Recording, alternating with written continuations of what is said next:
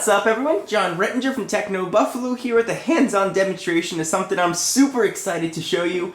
As a tech reviewer, we see a lot of new stuff come through our offices, but very few things are as innovative and as interesting to use as this Libretto. So on first blush, it looks just like any other netbook, a little bit on the fat side, it's small, it's light, but when you open this thing up, that's where the fun starts.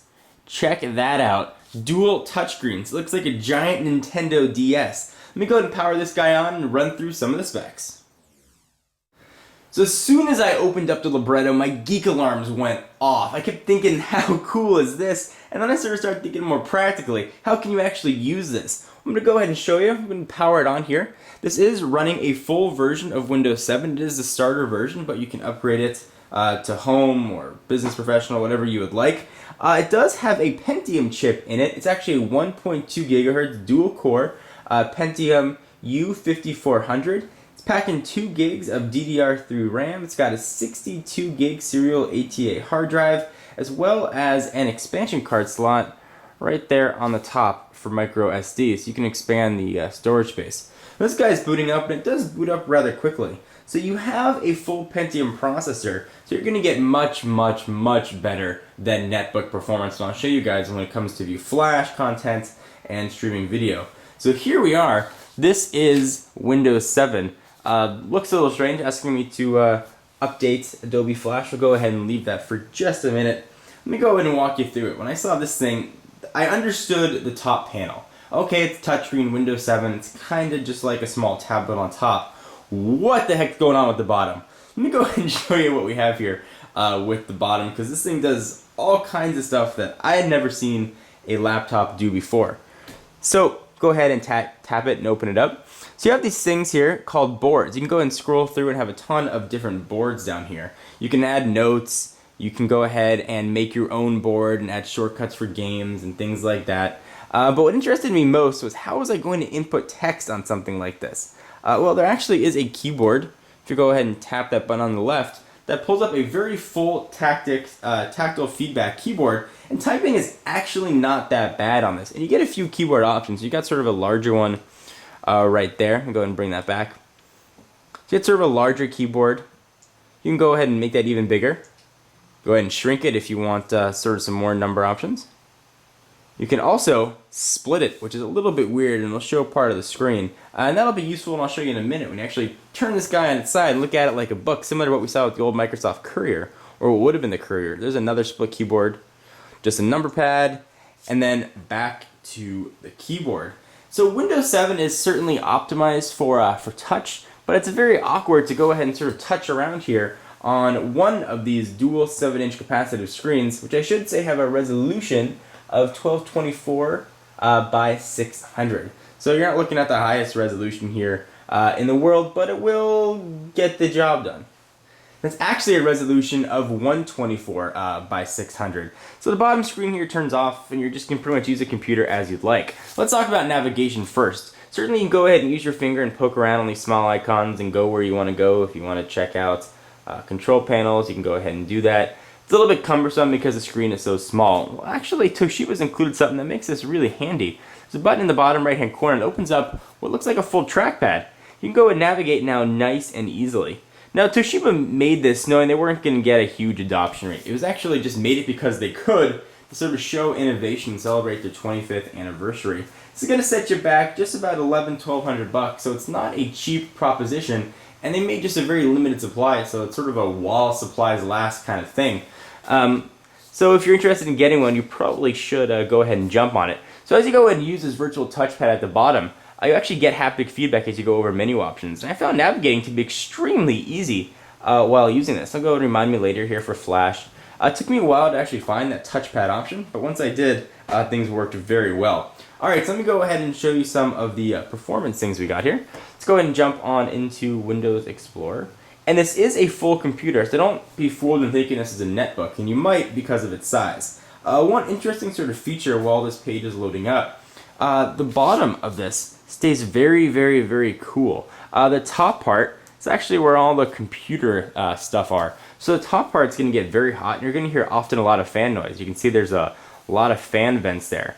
But when you put this thing on your lap, you're not going to fry your business off because the bottom part stays not where the computer components are. It will stay very cool, something to kind of keep in mind. Alright, so let's take a look at the web browser. So you can go ahead and scroll. The feedback is pretty decent here. It does have pinch to zoom, so you can zoom in. It's not the most fluid thing I've seen in the world, but it does indeed work. So I'm going to go ahead and jump on over to, let's go say, my YouTube channel.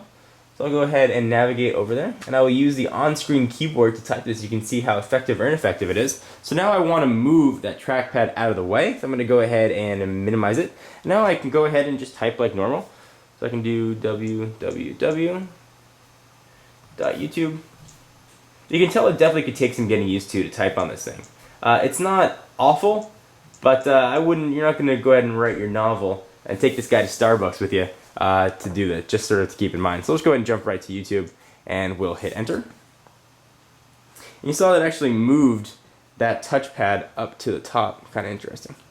Alright, so here is YouTube. Let's go ahead and go to one of the videos on my channel. We'll do a quick search just so I can play it for you, not to worry about any sort of copyright stuff. You can see what YouTube performance is going to be. So I'll let John 4, and there we go, it pulled one of them up. Go ahead and select it, hit enter. And there is a video. There is round 1 of the Mac versus PC series. Go ahead and click that.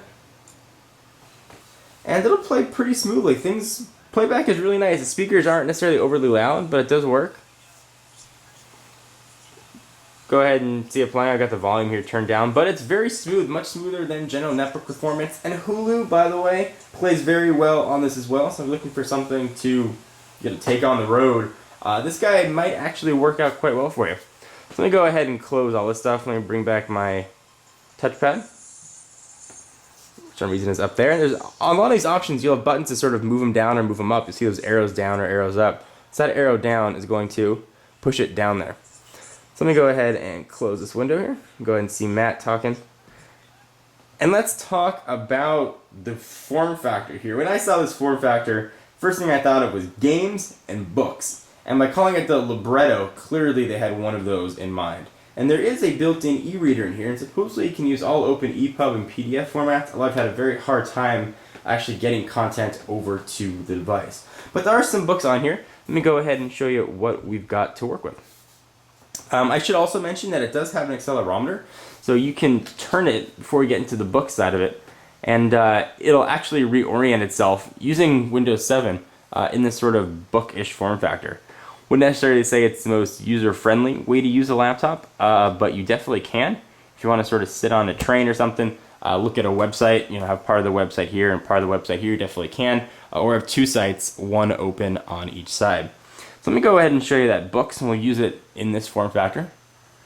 I don't turn the whole computer off here. So they kick the accelerometer again. It is, as you can see, very sensitive to how you're using it. It does take a little while to orient itself. So go ahead and hit the start button. There you go. Let's go ahead and check out some of the books programs. We'll go to all programs. My Toshiba.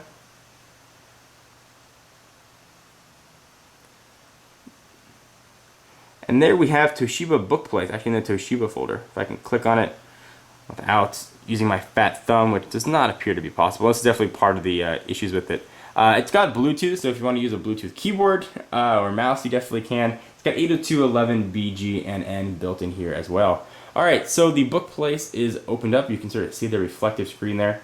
Once again, these are capacitive screens, so sort of the styluses that perhaps we might have used on older touchscreen devices is not going to function. You guys can get a whole view of my office here in the reflection. And it should be opening up the book place now. Although I am dubious that it's going to do that. Let's try that one more time. Go to Programs. Jump on into Toshiba. Alright, now there we go. Book Place. Powered by Blio. And one of the things that keeps surprising me is I keep expecting netbook performance from this guy just because of its size. And really you end up getting much, much, much better. So I'll go ahead and open a book here. Let's just pick one. And this is sort of one of the most natural ways to use a libretto, is to actually use it like a book. And I will tell you, I took this thing out and I was sort of using it and exploring it. just out and about, I kept getting some very odd stares. No one's ever seen anything like this before, and that includes this tech reviewer, so it was very sort of interesting and fun to learn how to use. So the accelerometer kicked in again. Let's go ahead and let that come back. Hopefully we're going to see a book open up here. Alright, so now we do actually have a book opened up, and you can go ahead and turn the pages and just start reading. Hit the arrows, probably a bit of an easier way to do it. It's not the smoothest experience in the world. The program is a bit jumpy. There's a lot of reflection, as you can see here. You're going to get a decent amount of eye strain trying to do any serious amount of reading on this guy. But if you're a student, you got to read a quick PDF before class or do a case study, it's going to get the job done. I'm going to go ahead and push this guy back, let it reorient itself. And I should also mention that it's got a relatively decent webcam built in there. It's a 1 megapixel sensor, so in case you want to do your web chatting or Skype chatting, you've got the option to do so. Let's go ahead and close this up. You'll see that oftentimes when you try and use your finger, it's hard to navigate Windows 7, but it does work. They've made things a bit friendlier and easier to use when you try and do larger scale items. So I'm going to go ahead and show you some of the large windows that'll pop up here. So I'll go ahead and back and open up Internet Explorer, and if I hit the back button,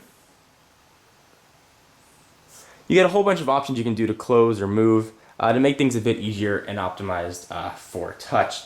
Hope you guys enjoyed this overview and sort of review of the Toshiba Libretto. It's one of those things that's very fun to use. There's a huge novelty factor using something with the dual touchscreens. From a practical standpoint, I think I would go crazy having to use this thing on an everyday basis. But it is fun, it is unique, and it's certainly kind of cool to see something a bit different. So guys, I am John Rettinger from TechnoBuffalo. I'll have this for another few days. If there's something that you want to see, go ahead and leave it in the comments and I will show you.